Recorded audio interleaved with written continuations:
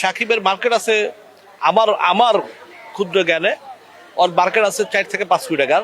প্রশ্ন জাগে তাহলে কালা টাকাকে সাদা করার জন্য হয়তো কেউ চিন্তা ভাবনা করতে পারে। শাকিব খানের প্রিন্স সিনেমা নিয়ে জনাব ইকবাল সাহেব নতুন করে একটি মন্তব্য করেছেন। মন্তব্যটি হচ্ছে এমন যে শাকিব খানের মার্কেট হচ্ছে 5 কোটি টাকার, সে কিভাবে 20 কোটি টাকার সিনেমায় কাজ করে?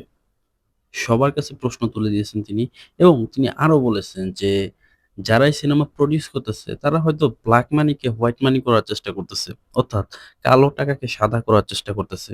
কথাটা কতটুকু যৌক্তিক এবং অযৌক্তিক দেখেন। প্রিন্স সিনেমার যে প্রোডাকশন হাউস তারা কিন্তু স্পষ্টভাবে জানিয়ে দিছে একটা বিষয় যে সিনেমার বাজেট 20 কোটি টাকা না 25 কোটি টাকা না 5 কোটি টাকা, এটা কিন্তু তারা বলে নাই।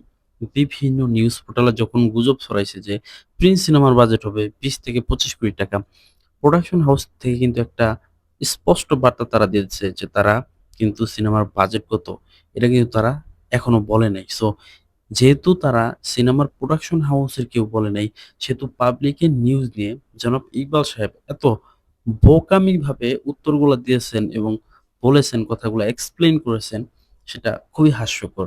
তারপর উনি বলেছেন যে শাকিব খানের ওটিটি রাইটস মানে সিনেমাটা যে বিভিন্ন ওটিটি প্ল্যাটফর্মে কিনে নেয়, সেখানে নাকি ৩ কোটি টাকা ওটিটি রাইটস। খুবই হাস্যকর ব্যাপার।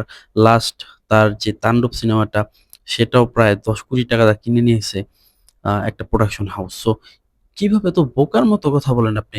ইকবাল ভাই, আপনি সেই ৮০ দশকে পড়ে আছেন। বর্তমান বাংলাদেশ সম্পর্কে আপনার কোনো ধারণা নেই। বর্তমান বাংলাদেশ সিনেমা নিয়ে কোন রকম ধারণা আপনার নেই। যদি থাকতো তাহলে এ ধরনের বোকার মতো প্রশ্ন আপনি কখনোই করতে পারতেন না।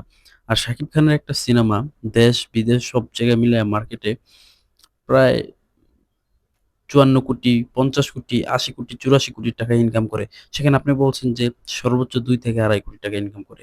ভাই, আপনি সেই ৯০ দশকে পড়ে আছেন। এখন আপনি স্মার্ট হতে পারেননি। আগে নিজে স্মার্ট হন, পরে শাকিব খানকে নিয়ে কথা বলতে আসেন। ধন্যবাদ, ভালো থাকবেন।